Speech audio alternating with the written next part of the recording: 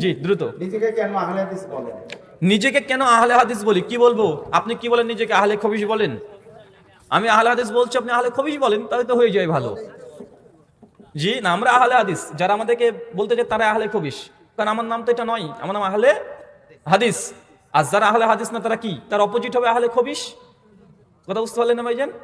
আচ্ছা, আমাদের সমাজে কিছু যুবক ভাইরা বলে যে ভাই, আল্লাহ কোরআন মাজিদে আমাদের নাম রেখেছেন মুসলিম। সূরা হাজ আয়াত নম্বর 78, সূরা ইমরান আয়াত নম্বর 64, আয়াত নম্বর 102, হামিম সাজদা আয়াত নম্বর 33 34 আল্লাহ বলেছেন সামাকুমুল মুসলিমিন, যে তোমাদের নাম হচ্ছে মুসলিম। তাহলে আহলে হাদিস কেন পরিচয় দেব? আহলে হাদিস বলে তো দল দল মনে হয়, তাই আহলে হাদিস পরিচয় দেওয়া জায়েজ নয়, বরং মুসলিম বলতে হবে, এটাই তো নাকি?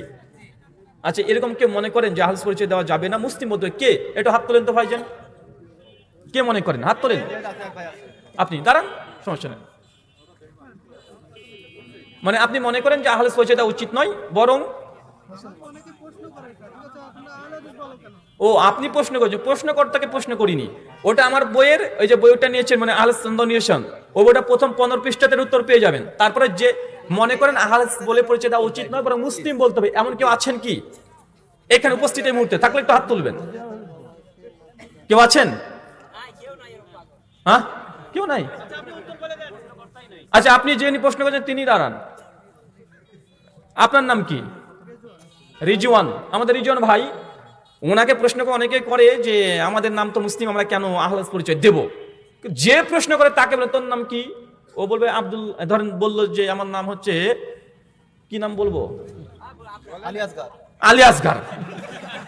আমার নাম হচ্ছে আলী আসগার। ওকে বলবেন যে বেটা, তুই একটু আগে বললি যে আমাদের নাম হচ্ছে মুসলিম, তোর নাম এখন আলী আসগার, এটা কে দিল? ভাই আপনার নাম কি? রিজওয়ান। এই রিজওয়ান নাম কে দিয়েছে? বাবা দিয়েছে। আল্লাহ আপনার নাম কি দিয়েছে কোরআনে? মুসলিম। তো আপনার নাম যখন জিজ্ঞেস করলাম আপনি কার নাম দিলেন? বাপ মা দেওয়া নাম দিয়ে নাম পরিচয় দিলেন, আল্লাহর নামে তো পরিচয় দিলাম না। তার মানে বোঝা গেল যে আমরা আল্লাহ দেওয়ার নামের পরিবর্তে অন্য নাম আমরা প্রত্যেকে রাখি। রাখি কি রাখি না? আমরা রাখি। আর এটাতে কোনো ব্যক্তির সত্তার পার্থক্য হয় না। হয় ভাই, আপনি মুসলিম, আপনি মুমিন না? আল্লাহ কোরআনে বলছে কদ আফলাহাল মুমিনুন। আল্লাহ কোরআনে আমাদের নাম মুমিন রেখেছে কি রাখে নাই? আল্লাহ কোরআনে আমাদের নাম হিজবুল্লাহ রেখেছে কি রেখে নাই? মানে আল্লাহ কোরআনে আমাদের অনেক নাম রেখেছে। মনে রাখবেন, ভালো জিনিসের নাম অনেক বেশি হয়। যেন আল্লাহর কোরআন মাজিদ একটাই। কোরআনের নাম কয়টা? কোরআনুল করিম, কোরআনুল হাকিম, কোরআনকে ফুরকান বলা হয়, কোরআনকে নূর বলা হয়। আছে না নাই? কথা বলেন। আল্লাহ তো একজন, আল্লাহর নাম কতগুলো? আর রহমান, আর রাহিম, আল করিম, আল হাকিম, আল আজিজ, আল কুদ্দুস। আছে না নাই? কথা বলেন। নবী আমার শেষ নবী একজন, শেষ নবীর নাম কতগুলো? অনেকগুলো। যেমন মুহাম্মদ, আহম্মদ, আল মাহি, আল মুবাসসির, মুদাম্মিল। আছে না নাই? কথা বলেন। তো ভালো জিনিসের নাম সবগুলো বেশি থাকে। নাম থাকলে দল আলাদা হয়ে যায় না, নাম থাকলে আলাদা হয়ে যায় না। বরং আমরা মুসলিম, আমাদের মানহাজ আহলুল হাদিস। আহলে হাদিস এটা নাম নয়, এটা গুণ। এটা কি? এটা গুণ, এটা বৈশিষ্ট্য। শুকরিয়া। শুকরান। হিল্লা বিবাহ সম্পর্কে ইসলাম কি বলে? নিয়মটা কি কোরআন থেকে জানতে চাই। হিল্লা বিয়ে প্রসঙ্গে ইসলাম কি বলে? হিল্লা বিয়ে প্রসঙ্গে সুনান তিরমিজি 1520 নম্বর হাদিস খুলবেন। ইবনে মাসউদ রাদিয়াল্লাহু তাআলা তিনি হাদিস বর্ণনা করেছেন, আল্লাহর নবী বলেছেন, যে ব্যক্তি হিল্লা করলো আর যাকে করা হলো দুজনেই অভিসম্পদ, তাদের উপরে আল্লাহ লানত। এদেরকে হাদিসের ভাষায় বলা হয় ভাড়াটিয়া পাঠা। বুঝেন নাই ভাই? আল্লাহ নবী বলেছেন হিল্লা যে হুজুর করছে, এই যে হুজুর আপনারা বলছে হুজুর শরীফ, যে হুজুর শরীফের ফতোয়ার আলোকে আমাদের সমাজে হিল্লা হচ্ছে নবীর ভাষায়, হাদিস শরীফের ভাষায় এই হুজুর শরীফ হচ্ছে ভাড়াটিয়া পাঠা। কারণ পাঠা কি বুঝতে পারছেন না ভাইজান? ছাগলের পাঠা। হ্যাঁ, তো একে আর হুজুর শরীফ বলবেন না, একে বলবেন ভাড়াটিয়া পাঠা। শুকরিয়া। আলী আসগর হুজুর বলেন তার বাবাকে নাকি ডাকাত আক্রমণ করেছিল। এমন সময় নাকি তার বাবাকে 4 জন নবী বাঁচিয়েছেন, আবু বকর, ওমর, আলী, মুহাম্মদ সাল্লাল্লাহু আলাইহি ওয়াসাল্লাম। এটা কি সত্য? একে 4 জন নবী না খলিফা? রে ভাই, একদম নিঃসন্দেহে মাল খেয়েছিল বেটা যখন এই কথা বলেছে। একদম ইংরেজি বাংলা খেয়ে এই কথা বলেছে যে ওর বাপকে নাকি যখন ধরেছিল আর নবীরা নাকি সে বাঁচিয়েছিল। হাসান হোসেন মৃত্যুবরণ করছে, কার বলে আমার নবী আসে না, আর সিটিং বাজারের বাপকে নাকি ডাকাতে ধরেছিল আর 4 জন খলিফা চলে এসেছিল। ভণ্ডামি না ভাই এগুলো? এগুলো উন্নত মানের মাল না খেলে সব কথা বলতে পারে না। কঠিন উন্নত মানেরই খায় এরা, বরকত পাই, বুঝতে পারছেন না? অনেকগুলো হাদিয়া টাদিয়া পেয়ে যায়, তো তাই দামি মালগুলো এরাই খায়। নোংরামি এগুলো। আসসালামু আলাইকুম। শাহেখ, আমি ইন্টারনেট ওয়াইফাই এর ব্যবসা করি, সেটা কি হালাল না হারাম? আপনি ইনকাম করেন ইন্টারনেট থেকে, এগুলো কি করে ইন্টারনেটের মানে কানেকশন দেন, জাস্ট যদি কানেকশন দেন এখানে হালাল, যেহেতু এখানে সিংহভাগ হালাল কাজ করতে পারে, এটা আপনার জন্য হালাল হবে, কিন্তু যে এটাকে ব্যবহার করবে সে কোন কাজে ব্যবহার করছে তার ভিত্তিতে সে ব্যক্তি গুনাহগার হবে, আপনি হবেন না। যেমন ধরেন একটা হেসে বোঝেন না ভাইজান, একটা হেসে বাজারে আছে, হেসে এখন বিক্রি করা হালাল না হারাম? নিঃসন্দেহে হালাল কাজ, কিন্তু এই হেসেটা নিয়ে এসে কে গদ্দন মেরে দিল, উড়িয়ে দিল, কেটে দিল। এখন কি করলো, যে ব্যক্তি ব্যবহার করছে সে খারাপ কাজে ব্যবহার করেছে, গুনাহগার কে? দোকানদার না আপনি? যে করেছে সে গুনাহগার। ঠিক ইন্টারনেট, এটা ফায়দা আছে, উপকার আছে, আপনি কানেকশন দিতে পারেন, আপনার গুনাহ হবে না, কিন্তু যে খারাপ কাজে ব্যবহার করবে গুনাহ তারই থাকবে। শুকরিয়া। অতীতের প্রেম বা জেনার গুনাহ থেকে ক্ষমা পাওয়ার কোনো উপায় আছে কিনা? আরে সর্বনাশ, লাইলা মজনু রে, যে অতীতে প্রেম থেকে বা জেনা থেকে বাঁচার কোনো উপায় আছে না? নাই, আছে। সূরা ফুরকান আয়াত নম্বর 69, 70, 71 আল্লাহ বলেছে কেউ যদি ভুল বুঝতে পারে তারপরে আল্লাহর কাছে তওবা করে, আল্লাহ পেছনকার সমস্ত গুনাহ তিনি মাফ করে দিবেন।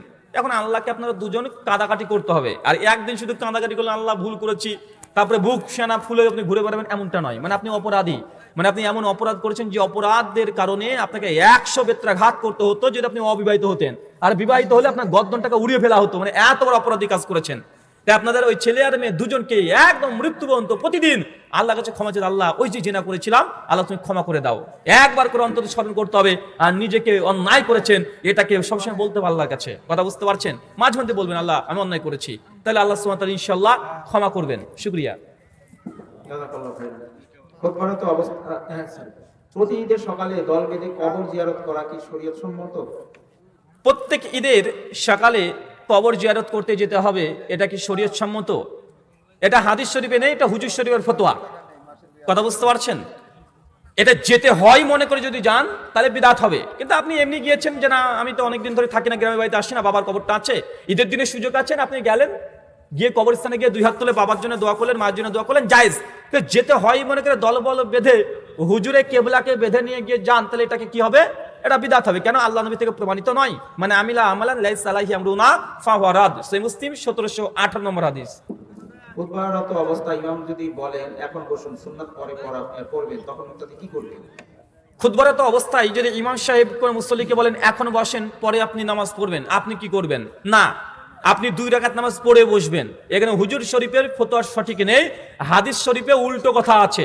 সহিহ বুখারী 422 নম্বর হাদিস, আল্লাহ নবী বলে দিয়েছেন মসজিদে ঢুকলে সল্লু রাকাতাইন, 2 রাকাত নামাজ পড়ো। আল্লাহ নবী তিনি একদা তিনি জুমার খুতবা দিচ্ছেন, একজন সাহাবী এসে মসজিদে প্রথমে বসে পড়েছে, আল্লাহ তাকে ধমকে বলছে তুমি নামাজ পড়েছো? না রাসূল পড়িনি। বলছে আগে 2 রাকাত পড়ো তারপরে বসো।